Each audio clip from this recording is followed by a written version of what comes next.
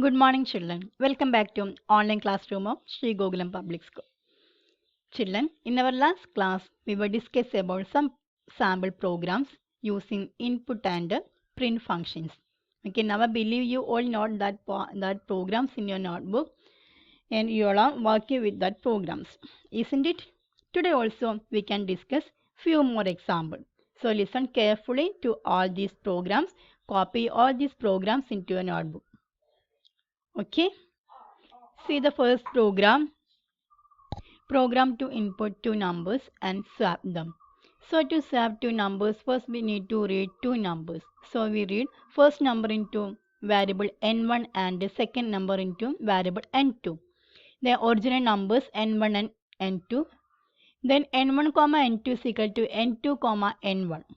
Okay, swapping means exchanging the values. That one is called swapping. So n1 comma n2 means the n1 will pointing to n2 and n2 will pointing to n1. Okay, that is the meaning of this instruction. Then after swapping, n1 comma n2 will print. Clear? So we can run the program. See here I am giving the first number as 10, second number as 20. So first print the original numbers 10 comma 20. Okay, then print after swapping 20 comma 10. That means that first this n1 pointing to 10 and the n2 pointing to 20. Then when we use this instruction n1 comma n2 is equal to n2 comma n1, what will happen? Yes, n1 will pointing to 20 and n2 will pointing to 10. See, remember children, in Python variables are not storage containers. It will just referring to some values. So this swapping is very easy by using Python. Let us move with the other program. So I am opening one more program here.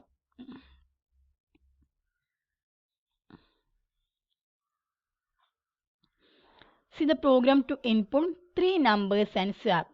Okay, first we swap two numbers. This program to swap three numbers.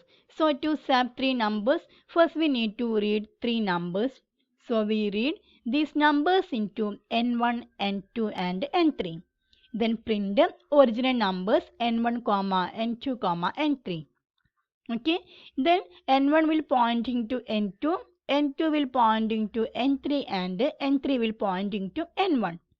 Okay, that is the meaning of this instruction. n1 comma n2 comma n3 is equal to n2 comma n3 comma n1. Then after swapping, you can print all these values. Clear? n1 comma n2 comma n3. Now I run this program. So here you can enter your first number. Here I am entering first number 10, second number 20 and third number 13. Okay, then original numbers 10, 20, 30 is printed here, and also after swapping the value that is stored in n1 is 20 and n2 30 and n3 10. See, the values are exchanged. Clear? So this swapping is an important concept. Now I believe you all understood how to use this swapping concept in your program. So let us move with the next program. See, this program is to find average of three numbers. So before starting the program, first we need to know what is the concept of this average. You all know how to find this average. So to find average of three numbers, first you have to read three numbers. Okay, then find the total, then divided by 3. This is the process, that is the program logic. Okay, then how to implement this concept in our program. So to first you need to read three numbers. So we can read these three numbers into x, y and z. Okay, so we can print these numbers x, y, z. Then to find average, first need to find sum of these x, y, z. That's why here we have x plus y plus z, then all divided by 3. Okay, so the average of given numbers AVG. Clear? Then the output, here I am giving first number 10, second number 20 and third number 30. So first three numbers is printed 10, 20, 30. Then the average of three numbers is printed 20. Okay, that is 10 plus 20, 30, 30 plus 30, 60. That divided by 3, 20. Clear? So our answer is correct. Now let us move with our next program. Here I am opening one more program.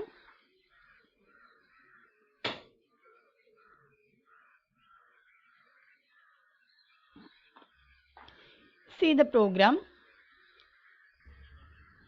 This one is to enter two integers and perform all arithmetic operations on them.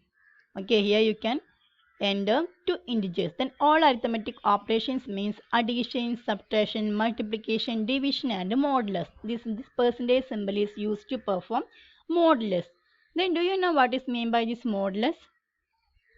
See, by using this division you will get both quotient and remainder. But when you use this modulus function, you will get only remainder. Okay, so here to do all the operations, first we can read first number into x and second number into y. Then sum means x plus y, different, x minus y, multiplication, x star y, division, x by y, and mod x mod y. Okay, after doing all these calculations, we can print all the values here. First we can print the given numbers x comma y. Okay, so numbers are x comma y. Children, when you write this statement, remember whatever you want to print on screen, that one you have to put in double quotes. Okay, then to print the values of a variable, then you can simply write these variable names. No need of double quote or single quote. And all the variables should or all the objects should separated by commas. Okay, then print sum is equal to sum. Then print difference equal to diff, product equal to mul, division equal to div, and modulus equal to mod. Okay, now I show you what will be the output. So here I running the program. So here I am enter the values as 7. Then second values are 3. Okay, same. So first print 7 and 3. Then 7 plus 3, 10. Our answer is correct. Then difference 7 minus 3, 4. Correct. Then 7 into 3, 21. Correct. Then division 7 divided by 3, 2.3. Then modulus. See, what is the answer for modulus? 7 mod 3 means 2 is quotient. Okay, only 2 times you can divide this 3 in 7. That is 2 3s are 6, the remainder 1. That's why you get the remainder 1. Okay, I will run the program once again. See here, I give the number 10. Okay, then I give the number 20. See what is the answer. Here the first we write the numbers 10, 20, then 30, sum, difference, minus 10, 10 minus 20, so the answer is minus 10, product 200, division 0.5, then modulus 10. Why we get this modulus 10? See, is 10 is divisible by 20? No, only 0 times. Okay, so the remainder is 10. That's why we get the answer as 10. Clear? So now I believe you all understood all the programs that I explained today. Now our 7 lesson that Python fundamentals are over. Okay, on our next section we can start our chapter 8 data handling. Clear? So before that you have to study all these programs thoroughly. Clear? Please write and study all programs, then only you can write the program properly without any errors in the system.